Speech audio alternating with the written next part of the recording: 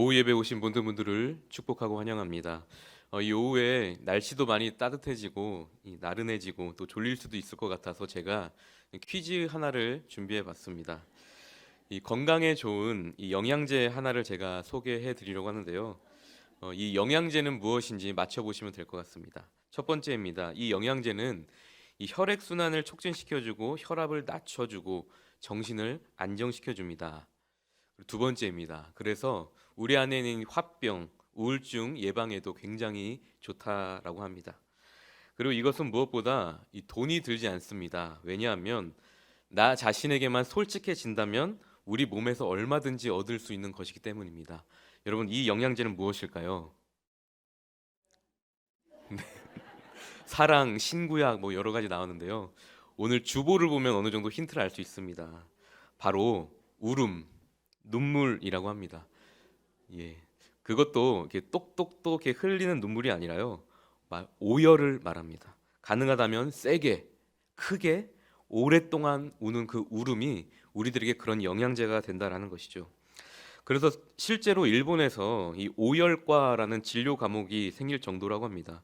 환자들의 울음을 인위적으로 유도해서 심리적인 우울감이나 피부 트러블까지 치료한다는 그런 기사를 본 적이 있습니다.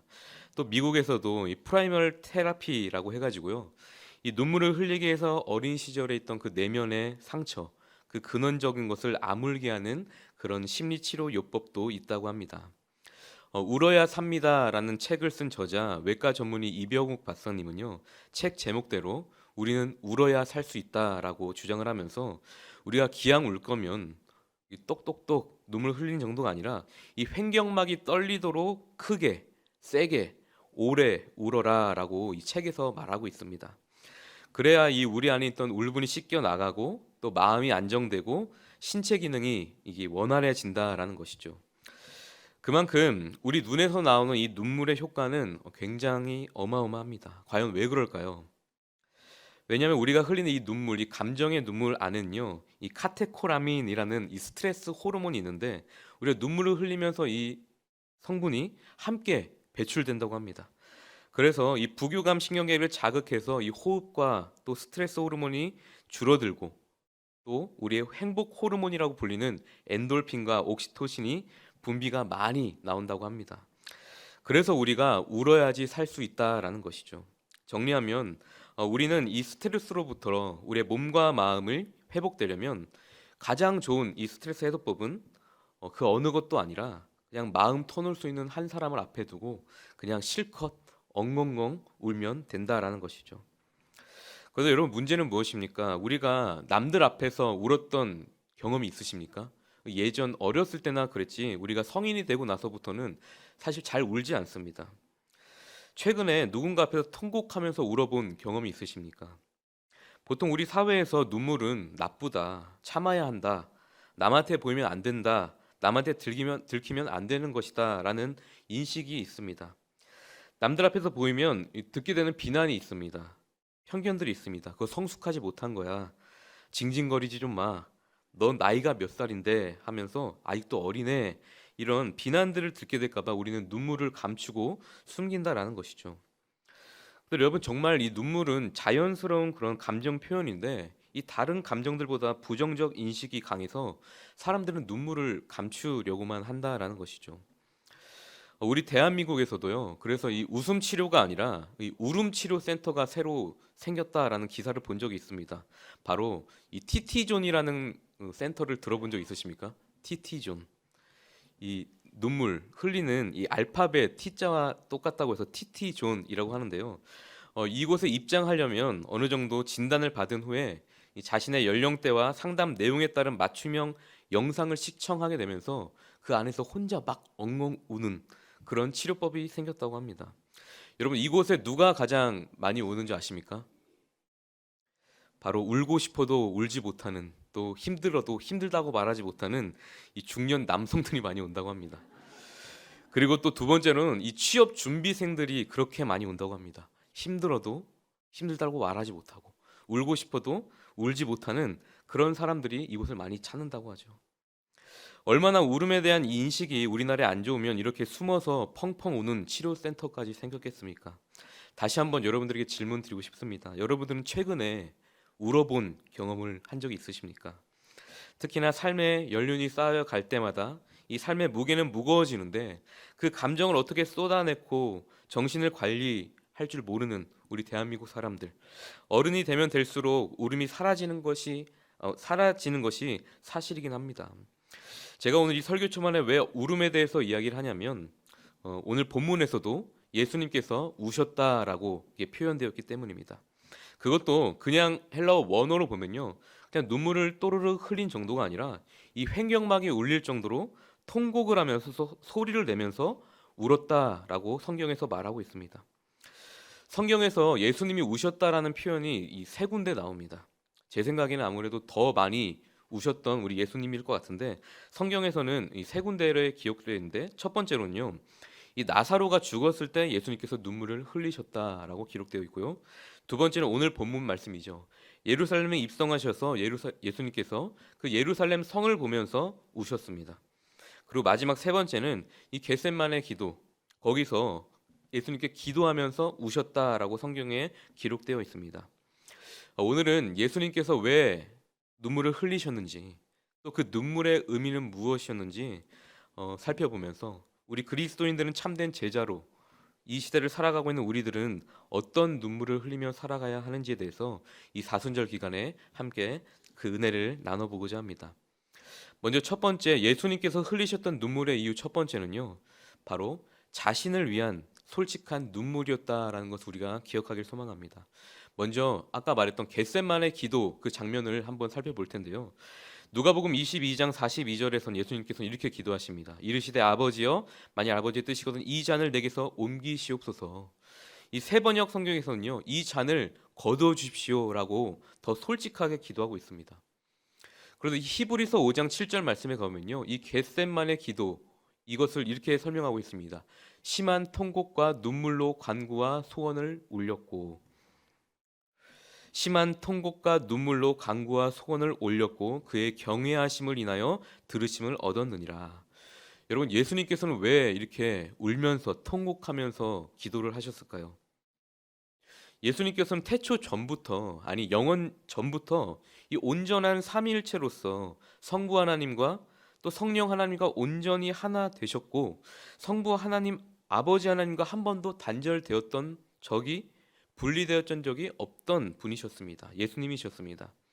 그런데 예수님은 아신 것입니다. 이 십자가에서 이제 내가 그 대속을 위해서 죽어야 되겠구나. 그 죽음의 잔을 마주하실 때 그 어떤 물리적인 고통과 아픔 때문에 우셨던 것이 아니라 한 번도 아버지 하나님과 떨어져 본 적이 없었던 그 하나님과의 온전한 분리, 그 단절을 계속 생각하시면서 너무 슬퍼서 그 끔찍한 고통과 두려움이 예수님께서 눈물을 흘리셨다는 것입니다. 또한 예수님께서는요, 굉장히 두려웠을 것입니다. 왜냐하면 어릴 때부터 그 십자가에서 비참하게 죽어가는 사람들을 계속 봐왔기 때문입니다. 수십 차례 보아왔을 겁니다. 예수님께서는 어릴 때부터 그 십자가의 처형, 그 참혹한 현장을 어릴 때부터 보아왔던 사람입니다.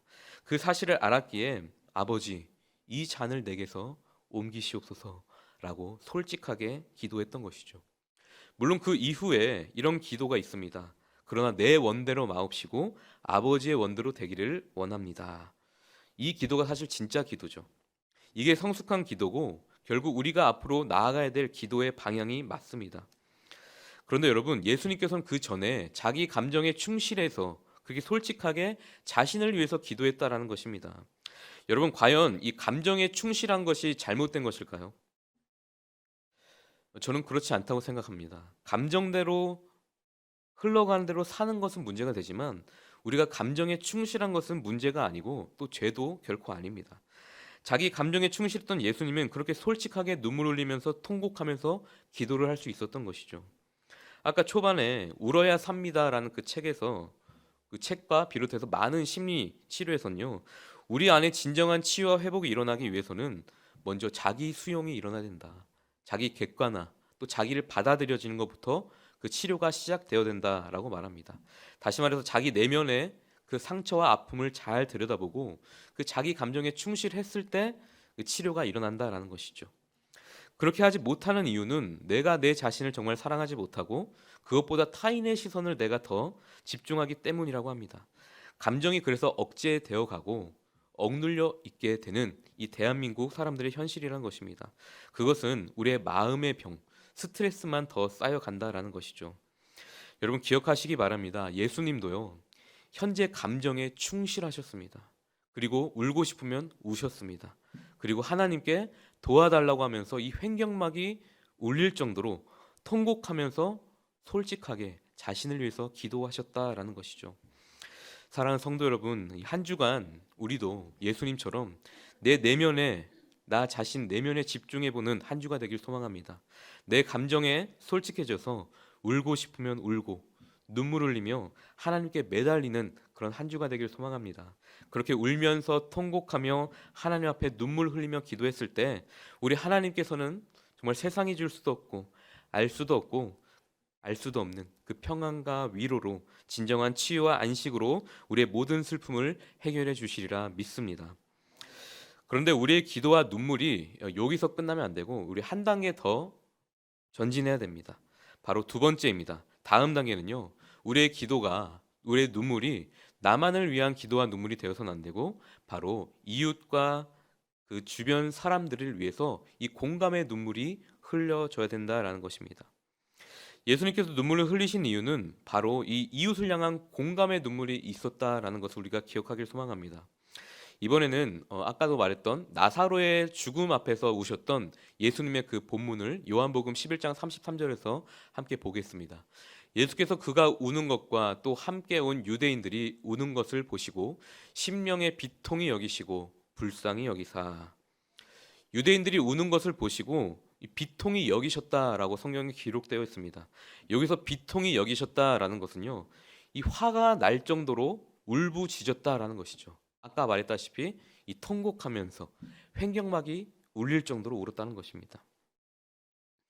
여러분들은 누군가를 위해서 이게 대신 울어본 경험이 있으십니까? 누가 울면 따라 우는 사람들이 있는가 반면에 또 되려 왜 우느냐고 성질부터 내는 사람이 있습니다. 잠깐 제 이야기를 하자면 저는 아직 그 결혼을 못했기 때문에 이 부모님의 마음을 사실 100% 공감하진 못합니다. 그래서 아직 그 딸 바보, 아들 바보 이런 그 감정을 모르지만 그러나 저에게는 이 조카가 있습니다. 남자아이 3명 조카가 있는데 이 아이들과 놀면서 이 놀이를 하면서 어느 정도 다 완전히 이해하지 못했지만 이 부모님의 마음을 어느 정도 이해할 때가 있다라는 것이죠. 이런 사건이 있었습니다. 5살 되는 이 조카 남자아이가 이 자전거 두발 자전거를 타기 위해서 열심히 연습하는데 자꾸 넘어지는 겁니다. 무릎팍이 깨지고 손가락이 깨지고 그래서 이제 자전거를 안 타겠다고 자전거를 내팽개치고 저에게 울면서 다가온 적이 있었습니다. 제가 그때 너무 화가 나는 겁니다. 좀만 더 노력하면 될 텐데 왜 그렇게 쉽게 포기할까? 저는 이미 답을 알고 있었습니다. 그 아이가 몇 번 더 넘어지고 무릎팍이 깨지고 하면은 분명히 그 두발 자전거를 열심히 잘 탈 수 있을 거라는 그런 확신이 있었지만 당장 그렇게 안타까운 마음에 성질을 버럭 내면서 꿀밤을 지어받고 싶었지만 이 공감하라고 하지 않았습니까? 그래서 그 울고 있는 아이에게 다가가서 제가 딱 껴안으면서 같이 우는 척을 하면서 힘내, 할 수 있어 라고 공감을 해줬던 기억이 있습니다.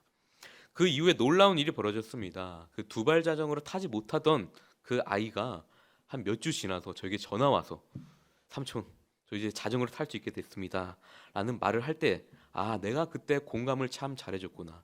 그때 꿀밤을 지어박지 않은 걸 참 잘했구나 라는 생각을 하게 되었습니다. 여러분 이만큼 공감의 능력, 이 공감의 눈물이 그렇게 중요한 것입니다. 로마서 12장 15절 말씀에 이런 말씀이 있지 않습니까? 즐거워하는 자들과 함께 즐거워하고 우는 자들과 함께 울라. 예수님께서 이 말씀을 그대로 실천하셨습니다. 나사로를 위해서 그 우는 자들과 함께 울어줬다라는 것이죠. 나사로의 죽음 앞에서 예수님은 그 사랑을 고백하시고 눈물을 흘리십니다. 내가 너를 진짜로 정말로 사랑해. 예수님은 눈물로 우리를 얼마나 사랑하시는지 그 확신을 우리에게 보여주십니다. 오늘 이 시간에도 분명히 예수님께서는요 우리들과 함께 울어주고 계신다라는 것입니다. 내가 너를 눈물을 흘릴 정도로 사랑한단다. 내가 너를 눈물로 사랑한다라고 말이죠. 여러분, 한 주간 우리도 이 지금도 우리가 살아갈 때 우리를 위해서 울어주고 계신 그 예수님의 눈물을 느끼는 한 주가 되기를 소망합니다.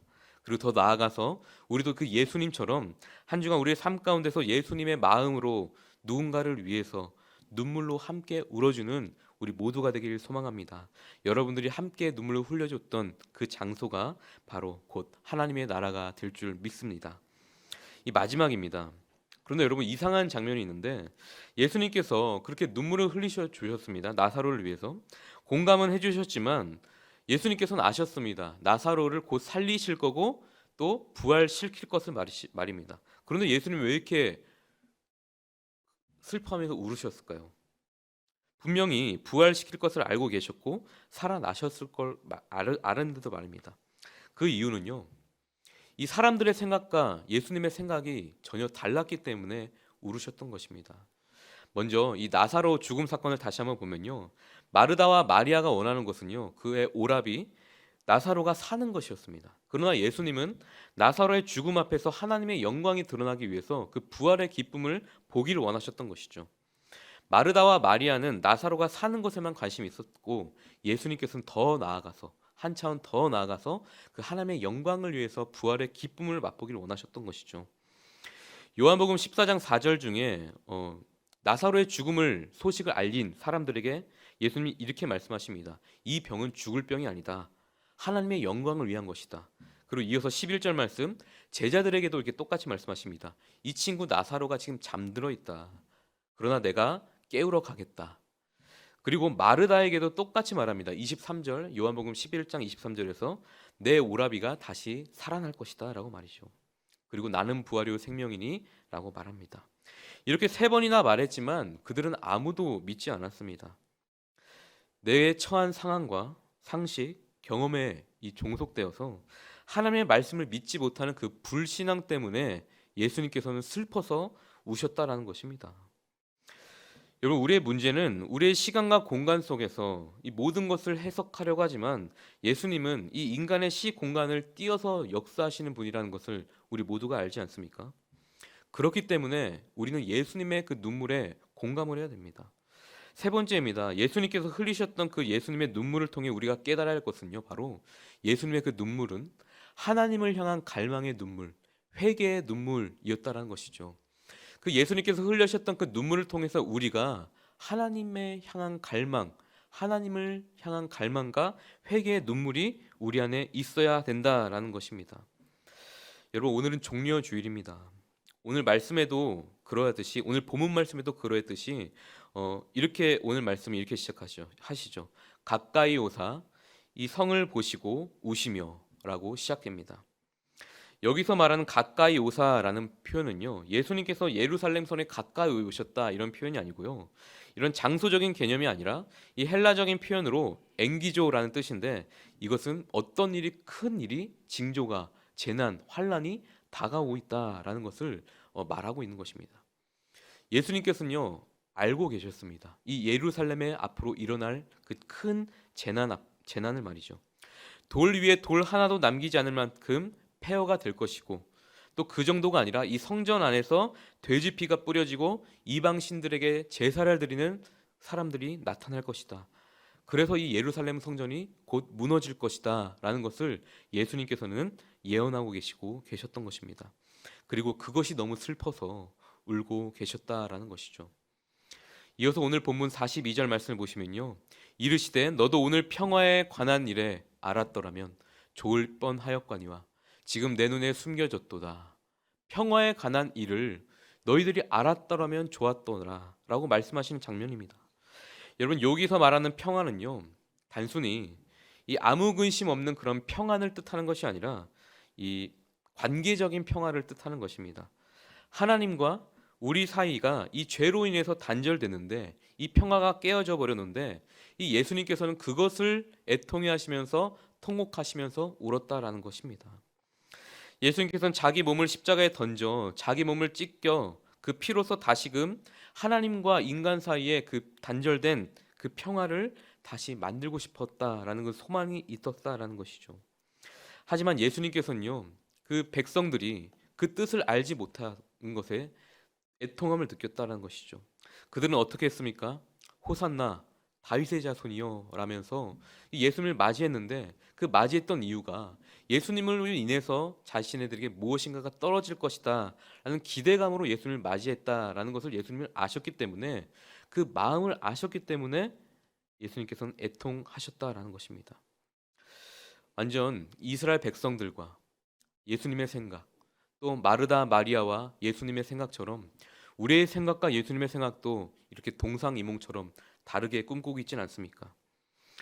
이 예수님께서는 이 땅에 진정한 평화와 이 영광, 하나님의 영광을 위해서 이 땅에 오셨습니다.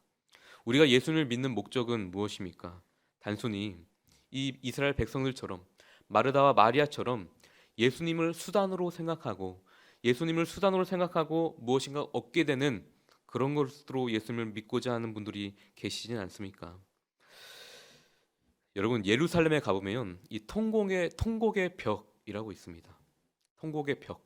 이렇게 매 절기 때마다 유대인들은 검은 옷을 입고 이 통곡의 벽에 와서 통곡을 하면서 옵니다. 예수님께서 이 예루살렘 성전을 보면서 통곡하며 울었던 것처럼 이들도 이 벽을 치면서 통곡하며 운다고 합니다. 이 AD 70년 때 이 성전이 무너졌을 때 유일하게 예루살렘 서쪽에 있던 성벽 일부가 조금 남게 되었는데, 그 길이가 이 방금 보았던 길이가 50m고 높이가 20m 되는 그 통곡의 벽에서 이 예루살렘 사람들은 이 통곡의 벽을 치면서 운다라고 합니다. 하지만 이미 때는 늦었죠. 예수님께서 함께 울고 아파하셨을 때 그때 예수님의 마음을 알고 같이 울었더라면 그들은 이렇게 지금 돼서야 울지 않았을 것입니다. 우리도 이 예수님의 마음, 예수님의 눈물에 공감하는 우리가 되어야 될 줄 믿습니다. 예수님께서는 오늘도 우리에게 요구하고 계십니다. 하나님과 평화를 위해서 그 단절되었던, 이 죄 때문에 단절되었던 그 하나님과의 화평을 우리가 그 눈물을 흘리면서, 이 회개하는 눈물을 통해서 다시 그 화평을 이루어지기를 원하는 예수님의 마음이 담겨져 있다는 것이죠. 그럼 여러분, 우리는 앞으로 한 주간 어떻게 살아가야 할까요?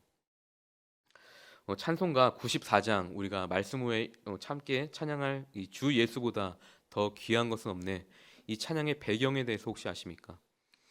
이 찬양은요, 이 찬송은 이 조지 빌리어시어라는 사람이 지은 시인데요. 이 사람은 유명한 방송국에서 전속 가수로 선발되었는데, 이 세상의 부와 명예가 보장된 가수의 길을 다 포기하고 이 오로지 하나님의 영광을 위하면서 살겠다고 다짐한 사람이었습니다. 그래서 그는 이렇게 고백합니다. 세상 즐거움 다 버리고 세상 자랑 다 버렸네. 주 예수보다 더 귀한 것은 없네. 예수밖에 없네 라고 고백을 합니다. 우리도 이렇게 살아가길 소망합니다. 주님 한 분밖에 없습니다. 내가 예수님과 동상이몽을 꿈꾸지 않겠습니다. 예수님께서 가셨던 그 길, 종려주일, 예수님께서 우리를 위해 그 십자가에서 달려주셨던 그 예수님의 십자가의 고난에 나도 동참하며 그 길을 나도 따라가겠습니다. 예수님 한 분밖에 없습니다. 이게 결단하며 살아가는 한 주가 되시기를 축복합니다.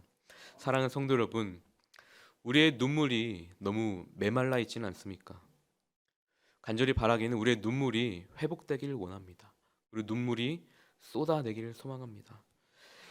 우리가 지금까지 살펴봤던 이 세 가지의 눈물, 이 눈물은 모두 예수님의 사랑을 기반으로 된 눈물이었습니다. 나 자신을 위한 사랑, 또 이웃을 향한 사랑, 또 하나님을 향한 갈망과 사랑으로 예수님께서는 눈물을 흘리셨다는 것이죠. 예수님께서는 오늘도 이 눈물을 흘리고 계실지도 모릅니다. 이번 한 주는 예수님 혼자 이 눈물을 흘리는 것이 아니라 우리도 그 예수님의 고난에 동참하여서 그 예수님이 흘리셨던 그 눈물을 기억하며 우리도 그 눈물을 같이 흘렸으면 좋겠습니다. 내일부터 시작되는 저녁 기도회와 또 앞으로 있을 그 부흥회, 이 사경회를 통해서 예수님께서 그 입상하셨던 그 길을 따라서 우리도 그 길을 따라가겠습니다. 주님 혼자 울게 내버려두지 않겠습니다 하면서 나를 위해서 우는 시간, 또 우리의 주변 이웃을 위해 우는 시간, 또 무엇보다도 하나님과의 그 깨졌던 화평이, 평화가 그 회개를 통해 다시 눈물로 기도하며 나아가길 소망합니다. 그래서 예수님을 통해 우리의 눈물이 한 단계 더 깊어져서 우리 안에서 그 하나님의 나라를 이뤄나가는 우리 모든 염천교회 성도님들이 되시기를 예수님의 이름으로 축복합니다. 함께 기도하겠습니다. 하나님, 눈물이 메말라 있는 이 시대를 살아가고 있지 않습니까?